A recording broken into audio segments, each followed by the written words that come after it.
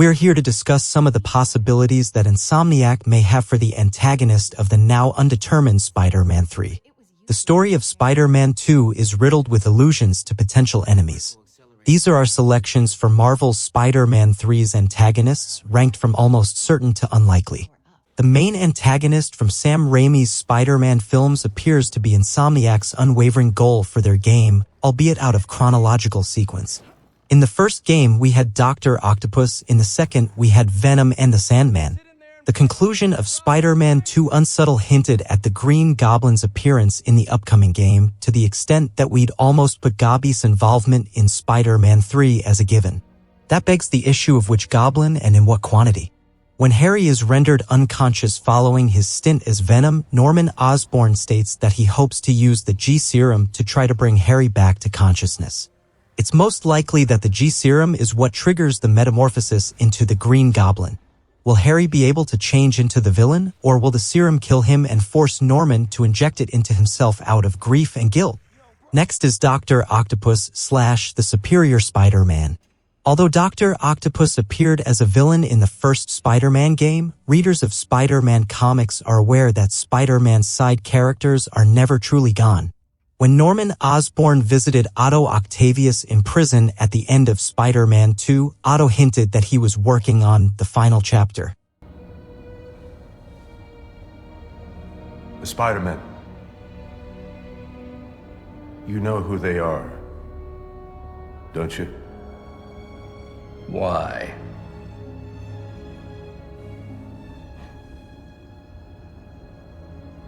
They ruined my son.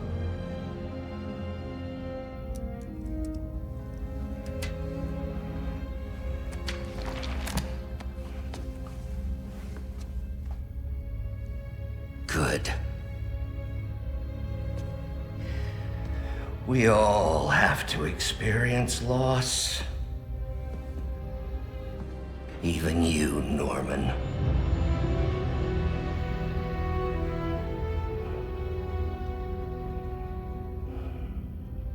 What are you writing?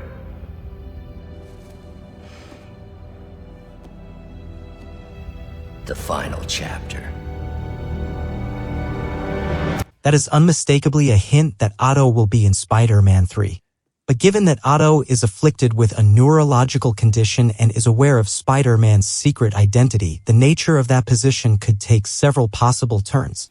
Otto might not be able to physically battle Spider-Man due to the latter, though perhaps G-Serum could help him.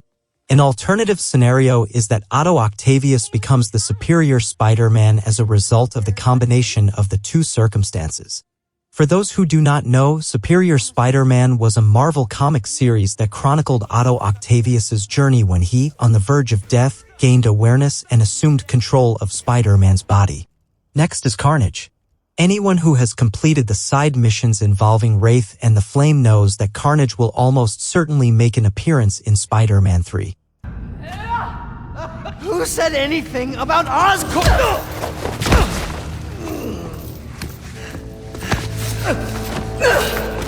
Stop! The fool's beacon himself, as I prophesied! No! I knew you had it in you, Yuri.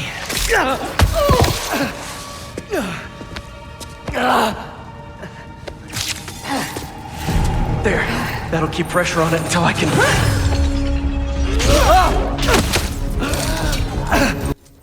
It turns out that Cletus Kasady, widely known to comic book readers as the symbiotic serial killer Carnage, goes by a number of identities, including Flame.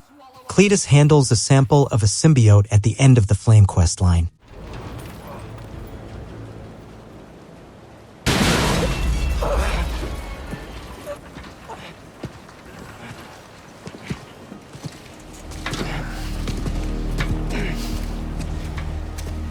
Guess you're gonna have to make up a new prophecy.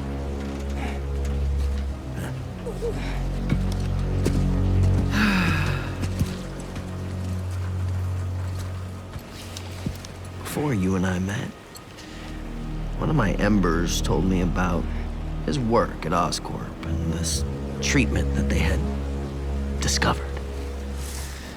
Who cares, right? fancy suit that can make you big and strong is just another case of the unworthy trying to cheat death and play God. That's what I thought too. But when devils attack the city, like I prophesied, and Oscorp sent out some of this treatment for safekeeping.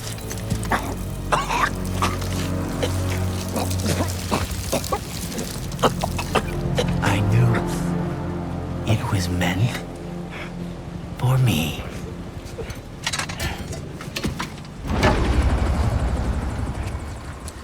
That's what all this was for. And when the crimson hour rolls over this earth, it shall bring truth, judgment,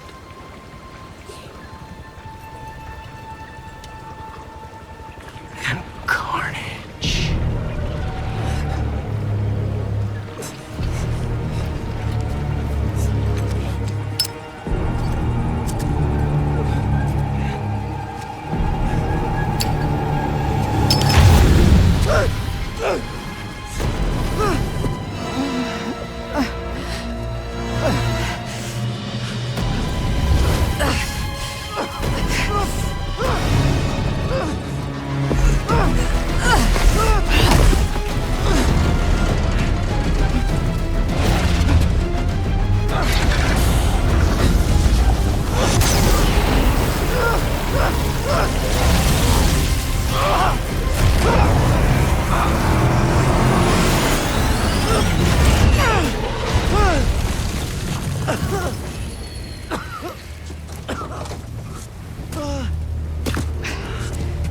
He's gone.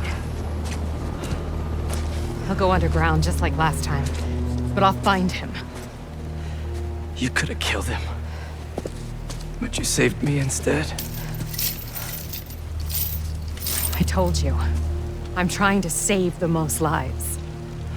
And you still do that pretty well. You gonna turn me in now?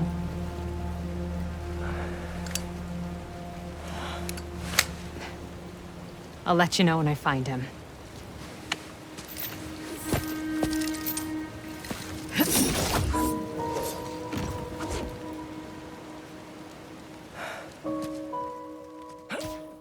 Next is Chameleon and Kravinoff family. For the most of Spider-Man 2, Kraven served as the main antagonist until Venom eliminated him. The game made it clear that Kraven had family preparing to visit New York City at that time.